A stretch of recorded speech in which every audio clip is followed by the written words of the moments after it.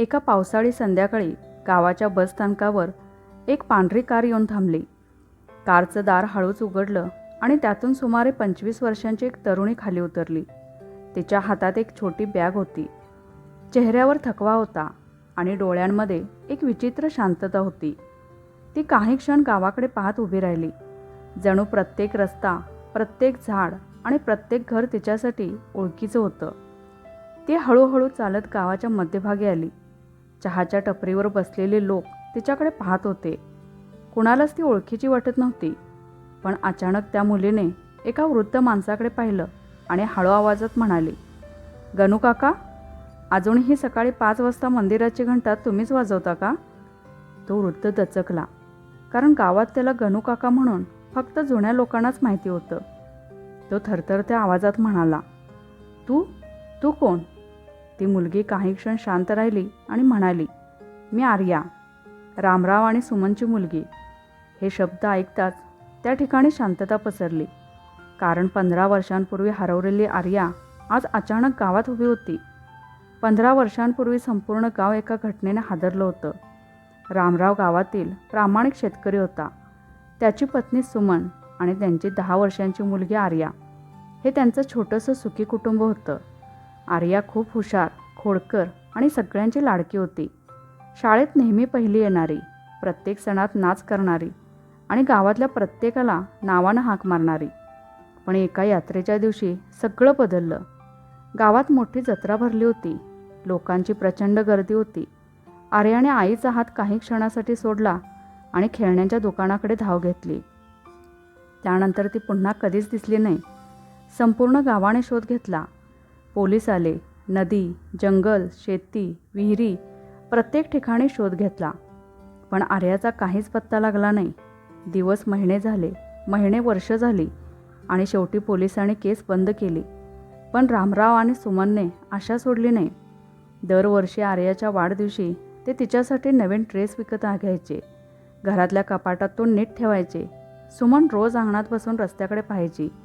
तिला खात्री होती, माझी मुलगी एक दिवस नक्की परत येईल. पण काळ कोणासाठी थांबत नाही. 15 वर्षात खूप काही बदललं. रामरावचं वय वाढलं, त्याची तब्येत खालावली. सुमनच्या चेहऱ्यावरचं हसू हरवलं. गावात नवीन पिढी आली. जुन्या लोकांनी हळूहळू ती घटना विसरायला सुरुवात केली. फक्त त्या घराच्या भिंती अजूनही आर्याच्या आठवणींनी भरलेल्या होत्या. तिची लहानपणीची खेळणी, तिचा फोटो, तिची छोटी सायकल सगळं जपून ठेवलं होतं. त्या दिवशी गणू काकाने धावत जाऊन रामरावला बातमी दिली, "राम्या, बाहेर ये, लवकर ये." रामराव काठी टेकत बाहेर आला. त्याने त्या मुलीकडे पाहिलं. काही क्षण तो काहीच बोलू शकला नाही. मुलीच्या डोळ्यात त्याला स्वतःचं प्रतिबिंब दिसलं. तिच्या हनवटीवर अगदी लहानपणी पडलेल्या जखमेची छोटी खूनही होती. सुमन घरातून बाहेर आली. तिची नजर त्या मुलीवर पडली आणि ती रडतच तिच्याकडे धावली. "आर्या." ती मुलीला मिठी मारून रडू लागली. मुलगीही शांतपणे तिच्या डोक्यावर हात फिरवत उभी राहिली. पण तिच्या डोळ्यातून अश्रू नव्हते. ते पाहून काही लोक कुजबुज करू लागले. आईला 15 वर्षांनी भेटली आणि डोळ्यात पाणीही नाही. रामरावने तिला घरात नेलं. घरात शिरताच ती मुलगी थोडा वेळ थांबली. तिने भिंतीवर लावलेला जुना फोटो पाहिला आणि म्हणाली, "हा फोटो माझ्या 7व्या वाढदिवसाचा आहे. त्या दिवशी बाबा मला लाल रंगाची बाहुली घेऊन आले होते." रामराव थक्क झाला.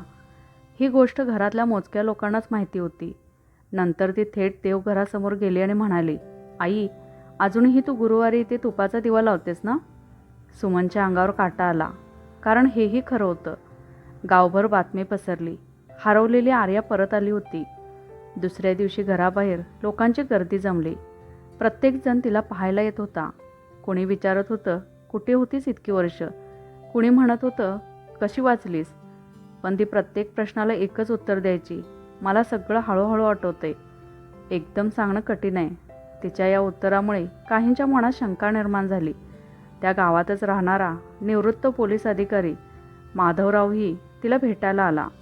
15 वर्षांपूर्वी आर्या हरवल्याची चौकशी त्यानेच केली होती. त्याने मुलीकडे बारकाईने पाहिलं. तिचा चेहरा, बोलण्याची पद्धत, चालणं सगळं तो निरीक्षण करत होता. तो हसत म्हणाला, "बाळ, मला ओळखलंस का?" मुलगी क्षणभर त्याच्याकडे पाहत राहिली आणि म्हणाली, "तुम्ही माधव काका, तुम्ही मला नेहमी चॉकलेट द्यायचात. माधवरावने हसण्याचा प्रयत्न केला, पण त्याच्या मनात एक प्रश्न आधीच तयार झाला होता, कारण तो आर्याला कधीच चॉकलेट देत नसे. उलट त्याला मधुमेह असल्यामुळे तो मुलांना चॉकलेटपासून दूर राहायला सांगायचा.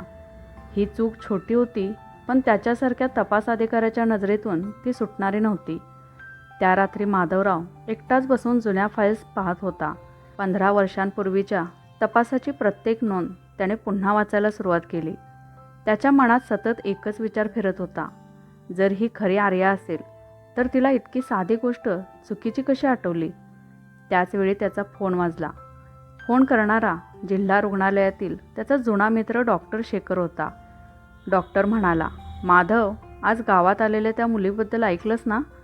तिचा वैद्यकीय तपास करायला सांगितले. माधवराव शांत आवाजात म्हणाला, हो, पण तपास नीट कर. मला काहीतरी बरोबर वाटत नाही. डॉक्टरने विचारलं, तुला संशय आहे? माधवराव म्हणाला, संशय नाही, पण 15 वर्षांपूर्वी हरवलेली मुलगी परत आली आहे आणि तिच्या प्रत्येक उत्तरात जणू कोणीतरी पाठांतर करून दिल्यासारखा अचूकपणा आहे. फक्त 2-3 छोट्या चुका, आणि त्या चुका मला झोप लागू देत नाहीत. दुसऱ्या दिवशी सकाळी डॉक्टर शेखर रामरावच्या घरी पोहोचला. तो मुलीकडे पाहत म्हणाला, फक्त नियमित तपासणी आहे, काही काळजी करू नका. मुलगी शांतपणे तयार झाली, पण तिच्या चेहऱ्यावर पहिल्यांदाच हलकीशी भीती स्पष्ट दिसत होती. डॉक्टर शेखर तिला तपासणीसाठी घेऊन गेला. गावातल्या छोट्या दवाखान्यात रामराव, सुमन आणि माधवरावही उपस्थित होते. तपासणी सुरू झाली. रक्तदाब, नाडी, इतर प्राथमिक चाचण्या झाल्या. डॉक्टरने सहजपणे विचारलं, आर्या, तुला लहानपणी डाव्या हाताला फ्रॅक्चर झालं होतं ना? मुलगी क्षणभर थांबली आणि म्हणाली, हो, झाडावरून पडले होते. रामराव लगेच म्हणाला, नाही बाळ, तुला झाडावरून नाही, विहिरीजवळ घसरून फ्रॅक्चर झालं होतं. मुलगी क्षणभर गप्प बसली आणि लगेच म्हणाली, हो, मला नीट आठवलं नाही. डॉक्टरने माधवरावकडे पाहिलं. दोघांनाही आता या छोट्या चुका योगायोग वाटत नव्हत्या. तपासणी संपल्यानंतर डॉक्टरने रक्ताचा नमुना घेतला. तो सहजपणे म्हणाला, ओळख निश्चित करण्यासाठी DNA चाचणी करूया. आजकाल तीच सर्वात खात्रीशीर पद्धत आहे. हे ऐकताच त्या मुलीच्या चेहऱ्याचा रंग बदलला. ती लगेच म्हणाली, त्याची गरज नाही, मी माझ्या आईवडिलांना ओळखते, ते मला ओळखतात, एवढं पुरेसे नाही का? सुमनने तिचा हात धरत प्रेमाने सांगितलं, बाळ, ही फक्त औपचारिकता आहे. मुलगी जबरदस्तीने हसली, पण तिच्या डोळ्यात अस्वस्थता स्पष्ट दिसत होती. त्या रात्री आर्या आपल्या खोलीत झोपली होती, पण मध्यरात्री सुमनला पाणी प्यायला उठल्यावर घराचं मुख्य दार अर्धवट उघडं दिसलं. तिने बाहेर डोकावलं तर अंगणात ती मुलगी कोणाशी तरी मोबाईलवर हळू आवाजात बोलत होती. सुमनला फक्त एवढंच ऐकू आलं, नाही, अजून चाचणीचा रिपोर्ट आलेला नाही. हो, मी सांभाळते. सुमनने आवाज दिला तशी ती मुलगी दचकली. तिने पटकन फोन खिशात ठेवला आणि म्हणाली, झोप लागत नव्हती म्हणून बाहेर आले होते. सुमनने काहीच विचारलं नाही, पण तिच्या मनात पहिल्यांदा संशयाची छोटीशी ठिणगी पडली. दुसऱ्या दिवशी गावभर चर्चा सुरू झाली. काही लोक म्हणत होते देवाने चमत्कार केला, तर काही म्हणत होते काहीतरी गडबड आहे. माधवराव मात्र शांतपणे तिच्यावर लक्ष ठेवत होता. त्याने आपल्या जुन्या ओळखीच्या एका पोलिसाला त्या मुलीचा मागोवा घ्यायला सांगितला. दिवसभर ती कुठे जाते, कोणाला भेटते, काय करते याची माहिती गोळा करण्याचं काम सुरू झालं. सायंकाळी एक अनोखी घटना घडली. गावातल्या जुन्या शाळेजवळून जाताना ती मुलगी अचानक थांबली. शाळेच्या मागे एक जुना आंब्याचा वृक्ष होता. ती तिकडे पाहत होती. मी आणि माझी मैत्रीण कविता इथे रोज खेळायचो. हे ऐकता शेजारी उभी असलेली कविता दचकली, कारण तीच ती मैत्रीण होती. कविता पुढे आली आणि म्हणाली, आर्या, तुला आठवते का, आपण एक गुपित ठेवलं होतं? ते काय होतं? मुलगी काही क्षण शांत राहिली. तिच्या चेहऱ्यावर ताण दिसू लागला. ती म्हणाली, आपण झाडावर नावं कोरली होती. कविता डोकं हलवत म्हणाली, नाही, आपण कोणालाच न सांगता नदीतल्या दगडाखाली एक छोटा चांदीचा ताईत लपवला होता. हे गुपित फक्त आपण दोघींनाच माहिती होतं. गर्दीत कुजबूज सुरू झाली. मुलगी काहीच बोलली नाही. ती फक्त खाली मान घालून उभी राहिली. काही क्षणांनी ती म्हणाली, 15 वर्षात खूप काही विसरले आहे. हे उत्तर ऐकून काहींना समाधान मिळालं, पण माधवरावच्या मनात संशय आणखी वाढला. त्या रात्री माधवरावला त्याच्या पोलीस मित्राचा फोन आला. तो म्हणाला, आज ती मुलगी गावाबाहेरच्या जुन्या गोदामाजवळ गेली होती. तिथे काळ्या रंगाच्या गाडीतून आलेल्या एका माणसाला भेटली. दोघं फक्त 5 मिनिटं बोलले आणि निघून गेले. माधवरावने विचारलं, त्या माणसाचा फोटो मिळेल का? समोरून उत्तर आलं, हो, नंबर प्लेटही मिळाली आहे. माधवरावने लगेच तपास सुरू केला. दरम्यान रामराव मात्र पूर्णपणे भावनेत वाहून गेला होता. तो गावात सगळ्यांना म्हणत होता, माझी मुलगी परत आली. देवाने माझं ऐकलं. पण सुमनच्या मनात आता 2 भावना सतत झुंज देत होत्या. आईचं प्रेम तिला सांगत होतं, हीच माझी आर्या आहे. पण मनातला आवाज सतत विचारत होता, जर ही आर्या नसेल तर? 2 दिवसांनी DNA चाचणीचा रिपोर्ट येणार होता. संपूर्ण गावाची नजर त्या रिपोर्टकडे लागली होती. त्या दिवशी सकाळी पोस्टाने रिपोर्ट जिल्हा रुग्णालयात पोचल्याची बातमी मिळाली. डॉक्टर शेखरने तो लिफाफा उघडला. रिपोर्ट वाचताच त्याच्या चेहऱ्यावरचे भाव पूर्णपणे बदलले. त्याने ताबडतोब माधवरावला फोन केला आणि फक्त एवढंच म्हणाला, तू लगेच दवाखान्यात ये, कारण या रिपोर्टने सगळंच बदलून टाकलं आहे. माधवराव दवाखान्यात पोचला तेव्हा डॉक्टर शेखरच्या हातात DNA चाचणीचा रिपोर्ट होता. डॉक्टरने शांतपणे तो रिपोर्ट त्याच्यासमोर ठेवला. माधवरावने एक एक ओळ वाचायला सुरुवात केली. काही क्षणाने त्याने पुन्हा पहिल्या पानाकडे पाहिलं. त्याचा चेहरा गंभीर झाला.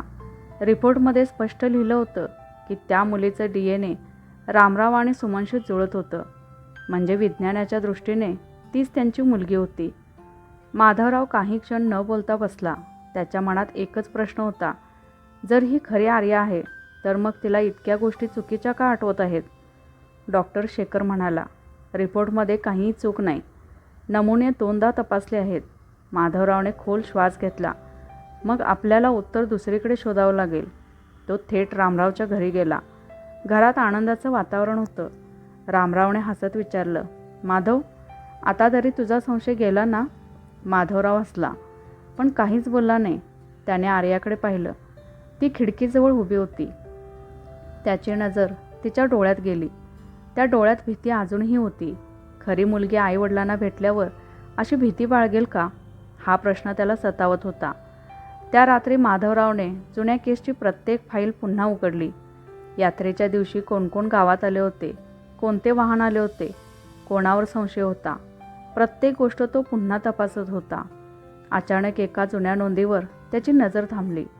15 वर्षांपूर्वी यात्रेच्या दिवशी गावाजवळ एका पांढऱ्या व्हॅनला काही लोकांनी पाहिलं होतं. त्या व्हॅनचा शोध घेण्याचा प्रयत्न झाला होता, पण ती कधीच सापडली नव्हती. माधवरावने लगेच आपल्या पोलीस मित्राला फोन केला.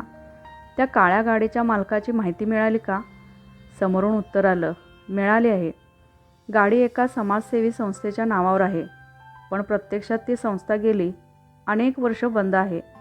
माधवरावने विचारलं, त्या संस्थेचा प्रमुख कोण होता? उत्तर ऐकताच तो काही क्षण शांत झाला, कारण ते नाव त्याने 15 वर्षांपूर्वीच्या फाईलमध्येही वाचलं होतं.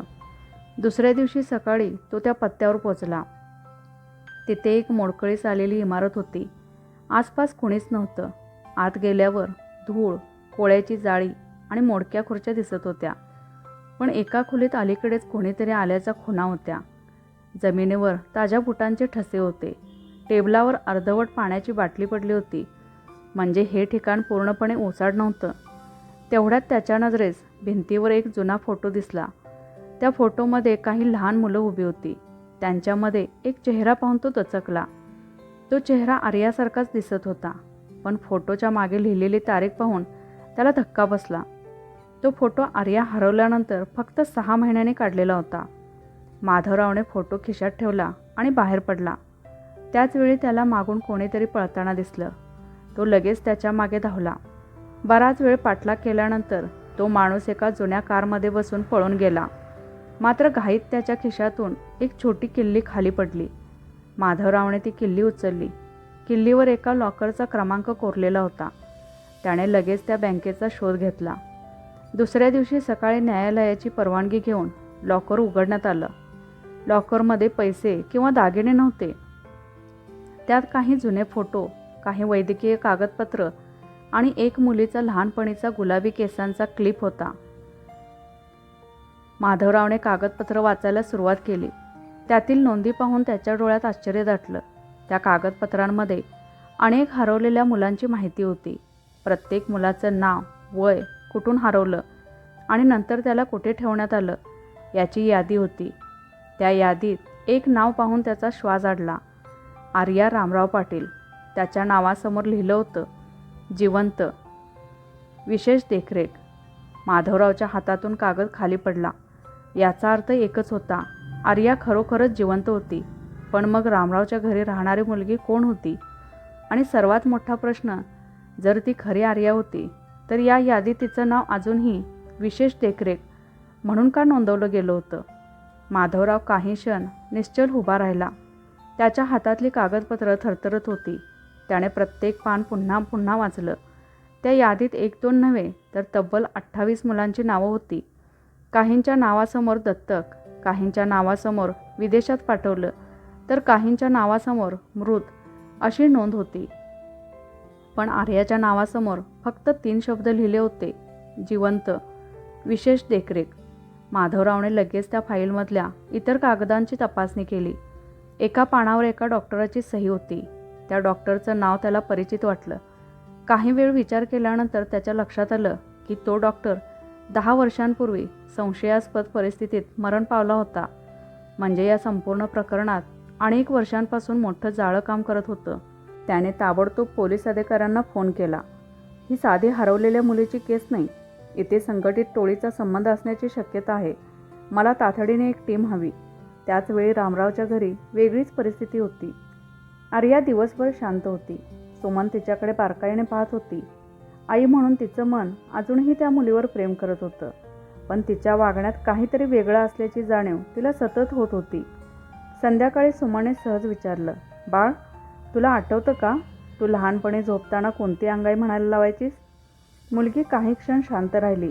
मग म्हणाली, आई, मला आता फारसं आठवत नाही. सुमन हसली, पण तिच्या डोळ्यात पाणी आलं. कारण खरी आर्या रोज हट्ट करून तीच अंगाई ऐकायची आणि त्या अंगाईतील प्रत्येक ओळ तिला पाठ होती. त्या रात्री पुन्हा एकदा ती मुलगी घराबाहेर पडली. पण यावेळी माधवरावचे 2 पोलीस आधीपासून तिच्यावर लक्ष ठेवून होते. ती गावाबाहेरच्या जुन्या विहिरीजवळ गेली. काही मिनिटांनी एक काळी SUV तिथे येऊन थांबली. त्यातून एक मध्यमवयीन माणूस खाली उतरला. तो रागाने म्हणाला, तुला इथे येऊ नको सांगितलं होतं. मुलगी घाबरलेल्या आवाजात म्हणाली, DNA रिपोर्ट आलाय. आता ते माझ्यावर विश्वास ठेवत आहेत. तो माणूस म्हणाला, छान, आता पुढचा टप्पा सुरू कर. त्या घरातली कागदपत्र शोध, विशेषतः जमीन आणि जुन्या मालमत्तेची कागदपत्र. मुलगी थरथरत म्हणाली, मी हे आणखी करू शकत नाही. ते लोक माझ्यावर मनापासून प्रेम करत आहेत. तो माणूस तिच्याजवळ येत म्हणाला, भावना दाखवायची वेळ निघून गेली आहे. लक्षात ठेव, आम्ही तुला रस्त्यावरून उचललं होतं. आम्ही तुला वाढवलं. आमचं ऐकलं नाहीस तर. तो वाक्य पूर्ण करणार इतक्यात पोलिसांनी 4ही बाजूने त्यांना घेरलं. कोणीही पळायचा प्रयत्न करू नका. क्षणात गोंधळ उडाला. तो माणूस कारकडे धावला, पण पोलिसांनी त्याला पकडलं. मुलगी जागच्या जागी उभी राहिली. तिच्या डोळ्यातून अश्रू वाहू लागले. माधवराव तिच्यासमोर आला. तो शांतपणे म्हणाला, आता खरं सांग, तू कोण आहेस? मुलगी काही क्षण रडत राहिली. मग ती हळूहळू म्हणाली, माझं नाव आर्या नाही. हे ऐकताच सगळे स्तब्ध झाले. ती पुढे म्हणाली, माझं खरं नाव अन्वी आहे. मी लहान असतानाच मला एका अनाथ आश्रमातून या लोकांनी नेलं. मला लहानपणापासून एका मुलीची कथा शिकवली गेली. तिचं नाव, तिचं गाव, तिचे आईवडील, तिच्या घरातील प्रत्येक गोष्ट मला पाठ करून घेतली गेली. गेली अनेक वर्ष मला फक्त एकाच दिवसाची तयारी करायला लावली जात होती, ज्या दिवशी मला त्या मुलीच्या जागी पाठवलं जाईल. माधवरावने विचारलं, का? अन्वीने डोळे पुसले. कारण रामराव यांच्या नावावरची जमीन खूप मौल्यवान आहे. त्या जमिनीखाली मोठ्या औद्योगिक प्रकल्पाची योजना आहे. जर त्यांना वारसदार नसता तर जमीन मिळवणं सोपं झालं असतं. पण अचानक खरी वारसदार जिवंत असल्याचं दाखवलं तर तिच्या नावाने सर्व कागदपत्रांवर सही करून घेता आली असती. रामराव आणि सुमन यांच्या पायाखालची जमीन सरकली. पण माधवरावचा पुढचा प्रश्न अजूनही तसाच होता. मग खरी आर्या कुठे आहे? अन्वीने डोकं खाली घातलं. मला माहीत नाही. पण मी एकदा त्या लोकांच्या तोंडून ऐकलं होतं, ती जिवंत आहे आणि तिला एका अशा ठिकाणी ठेवलं आहे जिथून ती स्वतः बाहेर येऊ शकत नाही. हे ऐकताच माधवरावच्या डोळ्यात एक नवा निर्धार दिसू लागला. कारण आता तपासाचा खरा प्रवास सुरू होणार होता. खरी आर्या जिवंत होती आणि ती कुठेतरी मत्तेची वाट पाहत होती. माधवरावने अन्वीला पोलीस संरक्षणाखाली घेतलं. तिने दिलेली प्रत्येक माहिती रेकॉर्ड केली जात होती. सुरुवातीला ती खूप घाबरलेली होती, पण हळूहळू तिचा विश्वास बसू लागला. ती म्हणाली, माझ्याकडे फार माहिती नाही. आम्हाला कधीच एकाच ठिकाणी जास्त दिवस ठेवत नसत. प्रत्येक काही महिन्यांनी जागा बदलायची. आम्हाला खरं नाव वापरू देत नव्हते. प्रत्येकाला नवीन नाव दिलं जायचं. तुला काही आठवतं का? माधवरावने विचारलं. अन्वी काही क्षण विचारात पडली. एक गोष्ट कायम आठवते. ज्या ठिकाणी मला काही वर्ष ठेवलं होतं तिथून रोज संध्याकाळी 7 वाजता मोठ्या कारखान्याचा सायरन ऐकू यायचा आणि जवळच रेल्वे लाईन होती. रात्री मालगाडा जाताना संपूर्ण इमारत हालायची. माधवरावने लगेच महाराष्ट्रातील जुन्या औद्योगिक भागांची यादी मागवली. कारखाना, रेल्वे मार्ग आणि बंद पडलेल्या इमारती या तिन्ही गोष्टी जुळणारी ठिकाणं शोधण्याचं काम सुरू झालं. दरम्यान पकडलेल्या माणसाची चौकशी सुरू होती. सुरुवातीला तो काहीच बोलत नव्हता, पण पुरावे वाढत गेले तसे त्याचा आत्मविश्वास ढासळू लागला. दुसऱ्या दिवशी सकाळी त्याने एक वाक्य उच्चारलं. तुम्ही उशीर केलात. माधवरावने विचारलं, म्हणजे? तो हसला. ज्यांना शोधताय त्यांना आता दुसऱ्या ठिकाणी हलवलं असेल. हे ऐकताच पोलिसांनी सर्व राज्यांच्या सीमा आणि टोल नाक्यांवर माहिती पाठवली. त्याच दिवशी अन्वीने आणखी एक महत्त्वाची गोष्ट सांगितली. त्या लोकांमध्ये सगळेजण एका माणसाला साहेब म्हणायचे. त्याचा चेहरा मी कधी पाहिला नाही, पण त्याच्या उजव्या हाताच्या मनगटावर मोठा नागाचा टॅटू होता. माधवरावला काहीतरी आठवलं. 15 वर्षांपूर्वीच्या तपासात एका संशयिताचं वर्णन असंच होतं, पण त्यावेळी पुरावे नसल्यामुळे त्याला सोडावं लागलं होतं. जुन्या फाईलमधून त्या संशयितेचा फोटो काढण्यात आला. अन्वीने फोटो पाहताच थरथरत्या आवाजात म्हटलं, हाच तो माणूस. माधवरावच्या हातात आता पहिल्यांदाच ठोस धागा लागला होता. तो माणूस अनेक वर्षांपासून फरार होता आणि आता त्याचा माग काढणं शक्य झालं होतं. 2 दिवसांनी एका गुप्त खबऱ्याकडून माहिती मिळाली. तो संशयित एका बंद पडलेल्या साखर कारखान्याजवळ दिसला होता. माधवरावने एक विशेष पथक तयार केलं. रात्री 11 वाजता पोलिसांनी कारखान्याला चारही बाजूने घेरलं. संपूर्ण परिसर काळोखात बुडाला होता.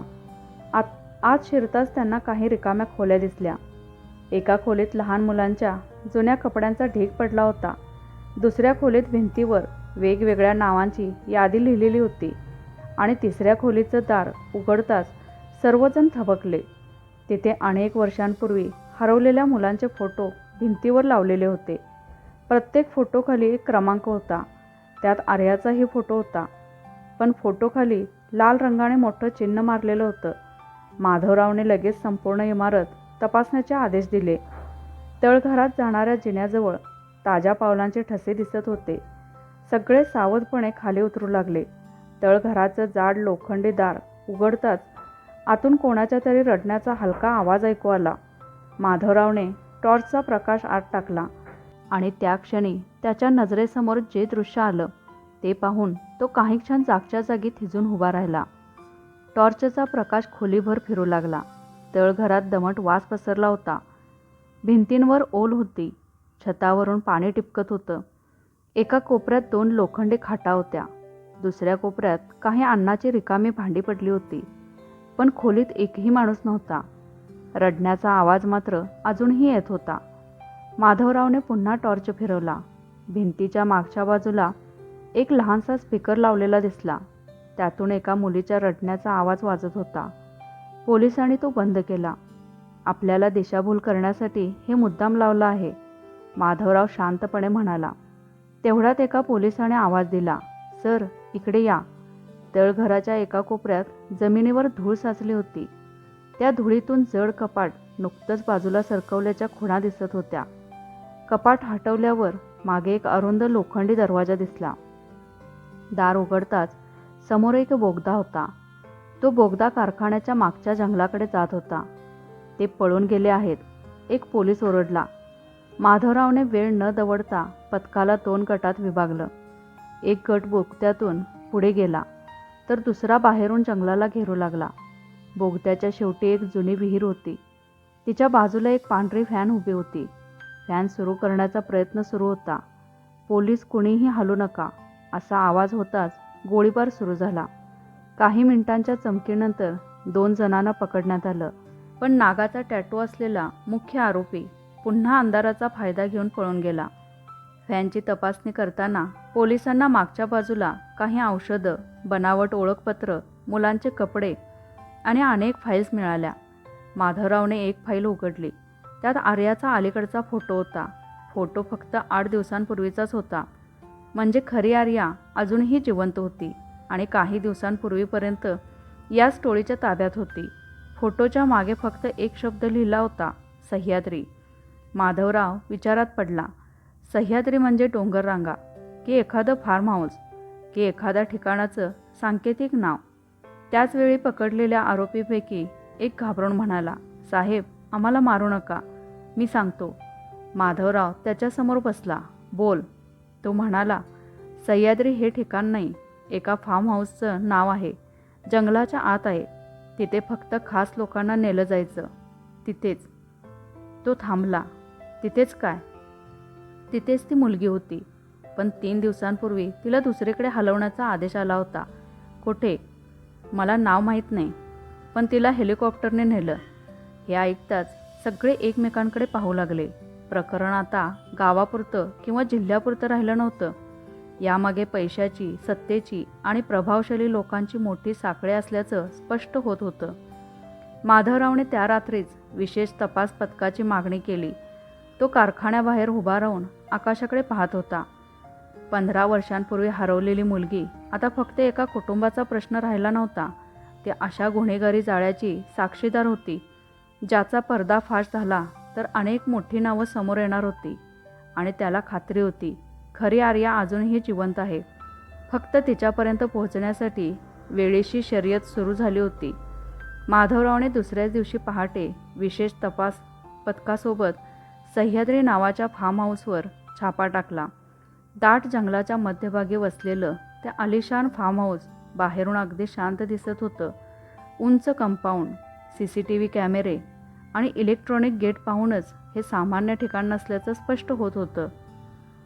पोलिसांनी संपूर्ण परिसराला वेढा घातला आणि गेट तोडून आत प्रवेश केला. आत गेल्यावर सर्व खोल्या रिकाम्या सापडल्या. जणू काही तासांपूर्वी सगळे घाईघाईने निघून गेले होते. टेबलावर अर्धवट चहा, सुरू असलेला संगणक आणि जमिनीवर पडलेला मोबाईल दिसत होता. माधवरावने संगणक जप्त केला. त्याचवेळी एका पोलिसाने आवाज दिला, सर, मागच्या बाजूला या. फार्म हाऊसच्या मागे एक लहानसं हेलिपॅड होतं. जमिनीवर हेलिकॉप्टरच्या ताज्या खुणा स्पष्ट दिसत होत्या. म्हणजे पकडलेल्या आरोपीने सांगितलेली गोष्ट खरी होती. संगणकाची तपासणी सुरू झाली. काही तासात सायबर तज्ज्ञाने हटवलेला डेटा परत मिळवला.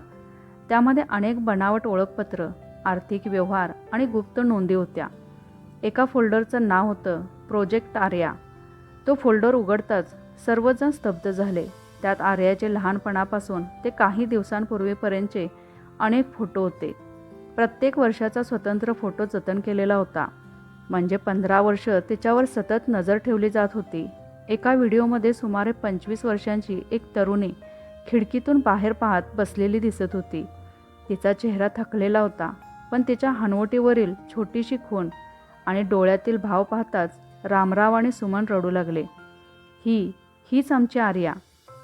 माधवरावने व्हिडिओ पुन्हा चालू केला. त्या व्हिडिओच्या शेवटी काही सेकंदासाठी एक फलक दिसत होता. त्यावर इंग्रजीत फक्त एक शब्द लिहिला होता, सूर्या इस्टेट. तोच पुढचा धागा होता. तपास सुरू झाला. राज्यभर सूर्या इस्टेट नावाची ठिकाणं शोधण्यात आली. शेवटी डोंगराळ भागात एका दुर्गम परिसरात असलेल्या जुन्या इस्टेटची माहिती मिळाली. पोलिसांचं मोठं पथक तिथे रवाना झालं. इस्टेटवर पोहोचल्यावर वातावरण विचित्र शांत होतं. मुख्य इमारतीत कोणीच नव्हतं, पण तळमजल्यावरून मंद आवाज येत होता. दार तोडून पोलीस आत घुसले. एका अंधाऱ्या खोलीत लोखंडी खुर्चीला बांधलेली एक तरुणी बसली होती. टॉर्चचा प्रकाश तिच्या चेहऱ्यावर पडताच रामरावचा हंबरटा फुटला. आर्या, ती मुलगी हळूहळू वर पाहू लागली. तिच्या डोळ्यात आश्चर्य, भीती आणि ओळखीची एक अस्पष्ट चमक होती. सुमन धावत तिच्याजवळ गेली. बाळ, मी आई. त्या मुलीच्या डोळ्यातून अश्रू वाहू लागले. ती थरथरत्या आवाजात फक्त एकच शब्द बोलली, आई. त्या एका शब्दाने 15 वर्षाचं दुःख जणू फुटून बाहेर आलं. रामराव, सुमन आणि आर्या एकमेकांना मिठी मारून रडत होते. माधवराव शांतपणे उभा राहून ते दृश्य पाहत होता, पण त्याच्या चेहऱ्यावर समाधान नव्हतं. कारण मुख्य आरोपी अजूनही फरार होता आणि त्याला माहिती होतं, या गुन्हेगारी साम्राज्याचा खरा सूत्रधार अजून पकडायचा बाकी होता. रामराव, सुमन आणि आर्या यांचं 15 वर्षानंतर झालेलं मिलन पाहून उपस्थित प्रत्येकाच्या डोळ्यात अश्रू होते. हरवलेलं लेकरू परत मिळाल्याचा आनंद शब्दात मावणारा नव्हता, पण या 15 वर्षांनी त्यांच्याकडून जे हिरावून घेतलं होतं ते कोणतंच सुख भरून काढू शकत नव्हतं. अन्वीही तिथेच उभी होती. तिच्या डोळ्यात अपराधीपणा होता. ती हळूहळू रामराव आणि सुमनसमोर आली. हात जोडून रडत म्हणाली, मला माफ करा. मी तुमची फसवणूक केली, पण माझ्याकडे दुसरा कोणताही मार्ग नव्हता. सुमन तिच्याजवळ गेली. तिने अन्वीचे हात आपल्या हातात घेतले आणि म्हणाली, तुझी चूक नव्हती बाळ. तुलाही कोणीतरी आयुष्यभर वापरलं. आजपासून तूही एकटी नाहीस. हे ऐकताच अन्वी सुमनच्या गळ्यात पडून रडू लागली. काही महिन्यांच्या तपासानंतर त्या संपूर्ण टोळीचा पर्दाफाश झाला. अनेक वर्षापासून हरवलेल्या मुलांच्या प्रकरणामागचं मोठं रॅकेट उघडकीस आलं. मुख्य आरोपीलाही अखेर अटक झाली आणि न्यायालयाने त्याला कठोर शिक्षा सुनावली. आर्याला पुन्हा सामान्य आयुष्यात यायला बराच काळ लागला.